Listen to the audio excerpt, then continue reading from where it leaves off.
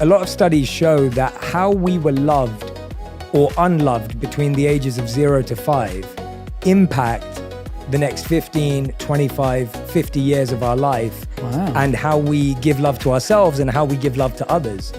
And so I was thinking, do you have a core memory or an experience with your family from childhood that kind of embodies the feeling you have about them now, or that keeps you tied close to them? I'd say sort of more than a memory is just a feeling that I could say all of my brothers and I had, was that because our dad's a comedian, his job only ever existed once we had gone to bed, and our mum worked from home. She was a photographer. So to us as kids, our parents didn't really work. They just were always home. So we had this amazing foundation where no matter any time of the day, either mum or dad would be at the house. And we felt so kind of solid as a family, which is why I kind of have this dream of one day having kids and putting my work to bed and just kind of being there as a dad. Because I really admire how my dad was around. Being a comedian is a very, very volatile job. The highs and lows are so extreme, and as kids we never saw that. The only version of my dad I ever saw was the happy dad, let's go to the park.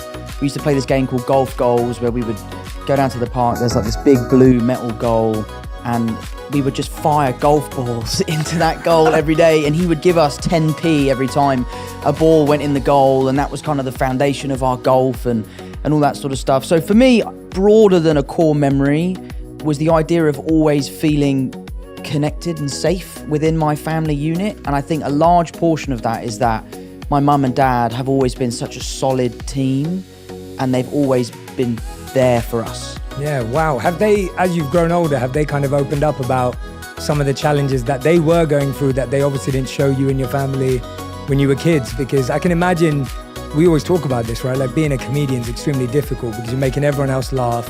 At the same time, it's a career path that, like you said, is completely volatile. Sure. Have they opened up as time's gone on? And how has that felt when you've gone from like seeing your parents always being happy to being like, oh wait, there was all this other stuff going on? Absolutely they have. And it's not even sometimes things that they've told us. It's just things that we've grown up to recognise. As a young kid, you're not looking to how's my mum feeling, how's my dad feeling. And now as an older person, those are things I care about. I want to call my mum because I know it will brighten her day. So that's all part of growing up, I guess. So seeing the way in which my dad's job affects him or my dad's job affects my mum is something we've all sort of come to terms with, and he's amazing at it. I mean, to be honest, I say affect, it doesn't really affect anyone. He's so good at handling it, which is a lot of why I feel like I am the way I am. For example, The Crowded Room's come out, the critics absolutely hated it. They thought it was the worst thing they've ever seen, and it doesn't really upset me. And I think a large part of my feeling towards that has come from my dad being able to do a gig, the gig not going well, him brushing it off his shoulder and just right onto the next one. Yeah, wow. And first of all, I want to point that out as well. So I've been watching The Crowded Room. Right. And me and my wife have been watching it together, and we're actually really enjoying it. Good, thank you. So we're actually loving it because I love a show that has mystery. Sure. That's trying to get me to figure it out and get me to think about it. I'm kind of confused, and I love stuff like that. Like I'm a massive Christopher Nolan fan. Yeah, absolutely. So all my favorite movies are Nolan movies, and the reason why I love them is because I have no idea what's going on. Sure. And you got to figure it out. And you got to figure it out. And I love puzzles, and I love escape rooms, and I love anything an escape room. Yeah, I love anything that's got me thinking, what is going on here, and why can't I figure it out? Mate, do you know what you should watch? I admittedly watch it to go to sleep if I'm ever feeling stressed or like overstimulated. I watch this guy called Chris Ramsey. He's like a YouTube guy. He's a magician, but I just watch him solve puzzles. He buys these Japanese handcrafted puzzle boxes. Wow. And he just solves them. And I've started buying them, and they come to the house and you sit down for 4 hours, put it down, pick it up and try and solve this puzzle, and it's amazing. Are you any good at them? No, I'm terrible at them, mate. I'm absolutely terrible. I've had an unsolved Rubik's Cube since I was 11. So I watch his videos because there's just something about the sound of the wood.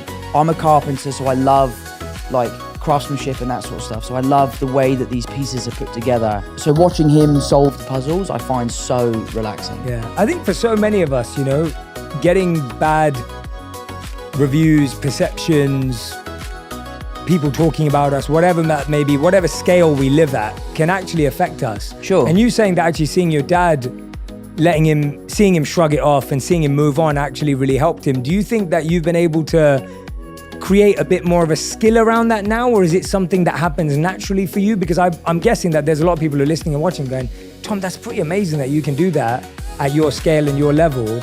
But, I'm still affected by that. Or I really struggle when my mate says something. Like, I know the number one thing I hear is like, most people don't chase their dreams because they're scared of what their mates will say, let alone what the world will say. Yeah, like I had this I was flying back last night, as I was telling you. So I was on a plane from DC to London last night.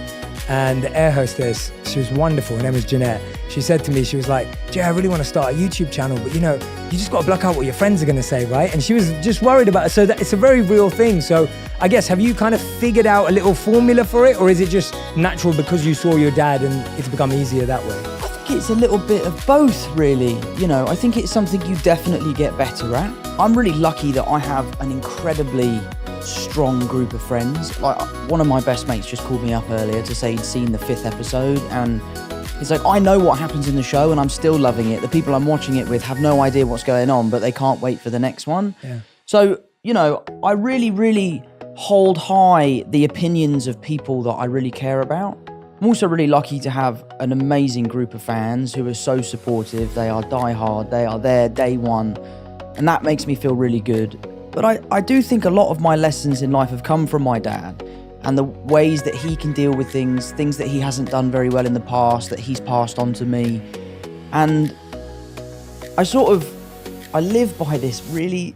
I don't actually know if Christian Bale did say this, but I think he did. Bale, so I love Christian Bale. Bale. He said it. Yeah, we'll say he said it. Yeah. But I think the quote is, if you have a problem with me, text me. And if you don't have my number, you don't know me well enough to have a problem with me. That is so good. And I think that is such a great piece of advice, because as a celebrity, you live on this stage, you live out there, you kind of give out a version of yourself that you want people to see. Mm-hmm. And that can be the version of yourself that they can have a problem with or they can love. And there is I feel like I'm quite authentic in my public persona, but I just try to really care about what my family thinks, what my friends think, what the people in my local community think. I live in Kingston. I know everyone that lives there. I can't walk 5 feet without bumping into one of my mum's friends.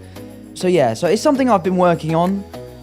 I try my best to not let that stuff affect me. It does. Yeah, of course. I'm not cold-hearted or anything like that. It does affect me, but I just try to move on and focus on the positives. Yeah, absolutely, absolutely. What was did you ever see your dad deal with everything and you thought, wow, that was incredible? Like, was there anything specific that you remember that, like, seeing him like tackle something and you thought, wow, that really impressed me, even if it was something really small in hindsight? I think the thing I admire most about my dad is his resilience. He's someone who has had an incredibly successful career in his earlier life, and then later in life his career sort of plateaued and he struggled, and he's never stopped. He's never given up. He's still gigging to this day. He's still writing books. He has a Patreon. He has a podcast. He's constantly grafting to get to where he wants to be. And I think being a young kid and seeing your dad continually working as hard as he can to kind of put his best foot forward, for me, has been a huge drive for my work ethic. I'll give it 100% or I'll give it nothing. And I think a lot of that has come from my dad and seeing him deal with that. The funny thing about my dad is, you talk about doing a bad gig. I must have seen him 20 times. I've never seen him do a bad gig. He always seems to absolutely rip it.